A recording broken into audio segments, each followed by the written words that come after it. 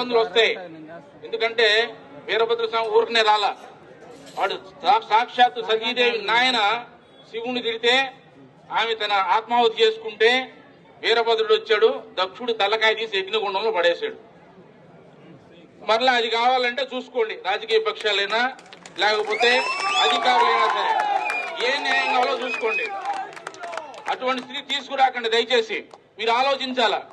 శ్రీరామనవమి యాత్ర మీద రాళ్లు పడతాయి, వినాయక చవితి మీద రాళ్లు పడతాయి. ఎప్పుడైనా మొహరం ఊరేగింపు మీద ఎప్పుడైనా రాయి పడిందా? ఒక పోలీసుని చెప్పమన్నాడు వచ్చి. రంజాన్ సమయంలో లేకపోతే ఏదైనా దర్గా ఊరేగింపు జరుగుతుంటే ఎవరైనా రాళ్లు వేసి ఇబ్బంది పెట్టారా? ఈ దేశంలో ఎక్కడైనా సరే, ఇక్కడే కాదు ఎక్కడైనా సరే, ఎక్కడైనా ముస్లిం సోదరులు కనుక ఒక ఊరేగింపు తీస్తుంటే ఎక్కడైనా దాడి జరిగిందా? మరి హనుమాన్ జయంతి ర్యాలీ మీద ఎందుకు దాడి జరుగుతుంది? శ్రీరామనవమి శోభాయాత్ర మీద ఎందుకు దాడి జరుగుతుంది? అవసరమే వచ్చింది? మన ఎవరి వారసులో ఒక ముస్లిం స్త్రీని పట్టుకొస్తే చెల్లెల్లాగా భావించి తిరిగి పంపించిన శివాజీ వారసులమా? లక్షల మంది ఆడవాళ్ళని బానిసలుగా మార్కెట్ లో పెట్టి కూరగాయలను అమ్మిన ఔరంగజేబు వారసులో తేల్చుకోవాలా? మీకు ఎవరు ఆదర్శం? ఆడవాళ్ళని అమ్మేవాళ్ళ, ఆడవాళ్ళని కాపాడేవాళ్ళ? ఇప్పుడు ఎవరికి రక్షణ కల్పిస్తారు మీరు? శివాజీ వారసులకు రక్షణ కల్పిస్తారా, ఔరంగజేబు వారసులకు రక్షణ కల్పిస్తారా? తేల్చుకోవాలా. ప్రభుత్వమైనా రాజకీయ పక్షాలైనా మరొక అధికారులైనా సరే, లేకపోతే చాలా ఇబ్బందులు వస్తాయి. ఈ మధ్యన హైందవ శంకరం జరిగిందని చెప్పారు. మనం కూడా శివాజీ ఊరకే రాలా. ఇప్పుడు చావా సినిమా నడుస్తుంది, చూడకపోతే చూడండి మళ్ళా ఒకసారి. 9 ఏళ్ల పాటు సంభాజీ మహారాజు శివాజీ కొడుకు ఎన్ని కష్టాలు పడ్డాడు. సర్వ సైన్యంతో కూడా ఔరంగజేబు వచ్చినప్పటికి కూడా వాడికి నిరాశ కలిగిస్తూ 27 సంవత్సరాలు పోరాటం చేసినా ఎదిరించి నిలబడింది హిందూ దేశం. చివరికి తిరిగి మళ్ళా రాజధానికి వెళ్లకుండా దారిలో చచ్చాడు ఔరంగజేబు. అంతే. ఎన్ని చేశాడు? ఆయన పేరేంది? ఆయనకి బిరుదు విగ్రహాన్ని పగలగొట్టేవాడని బిరుదు ఆయనకి. మీకు విగ్రహాలు పగలగొట్టేవాడు కావాలా, విగ్రహాన్ని కాపాడేవాడు కావాలా? తెలుసుకోండి. శివాజీ జీవితంలో ఏదైనా ఒక మసీదుని ధ్వంసం చేశాడా? ఎవరైనా ముస్లిం కన్యని అవమానపరిచాడా? ఖురాన్ అవమానపరిచాడా? ఆ రాజు వారసులం మేము. ఇక్కడ ఔరంగజేబు చేసిందేంటి? కాశీ, మధుర అన్ని దేవాలయాలు పగలగొట్టించాడు. 40,000 దేవాలయాలు పగలగొట్టించాడు. వాడి వెనకాల నిలబడతారా? దొంగ వెనకాల నిలబడతారా? ఇది న్యాయమేనా? ప్రభుత్వానికైనా ప్రజలకైనా? కొద్దిమందికి నాయకత్వం కావాలి. ముస్లింలుగా గుర్తొచ్చింది, మా తాత కూడా బ్రాహ్మణుడు అంటాడు ఫరూక్ అబ్దుల్లా. అది ఇక్కడ హిందూ సోదరులే, వాళ్ళందరూ కూడా ముస్లింలందరూ కూడా ఒకప్పుడు మతం మార్చబడిన వాళ్లే.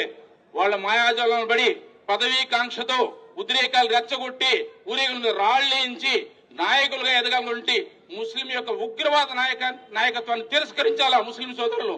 లేకపోతే నష్టపోతారు రాబోయే రోజుల్లో. అది గుర్తించాలా. ప్రభుత్వం కూడా గుర్తించి ఇటువంటి న్యాయపరమైన హక్కులు ఎక్కడుంది?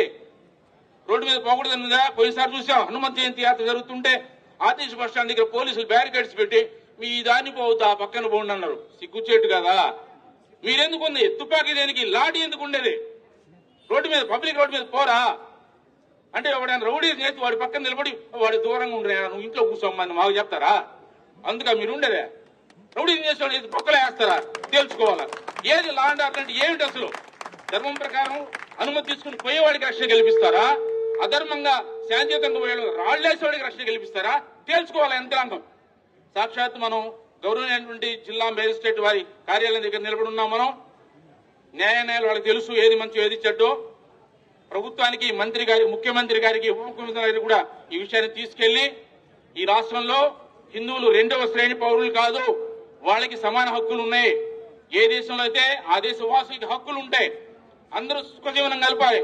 ఎక్కడ కూడా ముస్లింలకి, క్రైస్తవులకు వ్యతిరేకంగా మాట్లాడేది అలవాటు మనకు లేదు. ముస్లింలకు వ్యతిరేకంగా అది రాలి. ముస్లిం ఉగ్రవాద నాయకత్వానికి వ్యతిరేకం, క్రైస్తవులకు వ్యతిరేకం కాదు. మేము వ్యతిరేకిస్తాం. ఏమండి? భారత్ మాత చేయనకపోతే వ్యతిరేకిస్తాం ఖచ్చితంగా. వాడు ఎవడైనా సరే. రావణాసుడు ఎందుకు చంపాడు? ముస్లిం వాడు చంపాడు. రాముడా? కంసుడు ఎందుకు చంపాడు? కృష్ణుడు మేనమామేనే. తప్పుదారులు వెళ్తుండే వేస్తారు అంతే. ఇక్కడ కూడా అంతే. కాబట్టి దేశాన్ని ప్రేమిస్తే ఇక్కడ ఉండండి. యూరోప్ లో నడుస్తుంది ఏంటో తెలుసా? యూత్ టీ షర్ట్లు వేసుకోవాలా. ఆ పేరు ఈ పేరు కాదు వేసుకోవాల్సిన టీ షర్ట్ల మీద. మీరు ఉండే దేశాన్ని ప్రేమించండి. ఏంటి? మీరుండే దేశాన్ని ప్రేమించండి. లేదా మీకు లవ్ పాకిస్తాన్ మీదో, అమెరికా మీదో, చైనా మీద ఉంటే అక్కడికి వెళ్ళి బతకండి. మీకు ఎక్కడ మీరు ప్రేమించే దేశానికి వెళ్ళినా బతకండి. లేదు ఇక్కడ బతుకుతున్న దేశాన్ని ప్రేమించండి. యంత్రాంగం కూడా అదే ఆలోచించాలా. మేము వందే మాత్రం పాడడం, జనగణమన ఇస్తే నిలబడడం, భారత మాతకు జయను, జెండా ఎగరేస్తే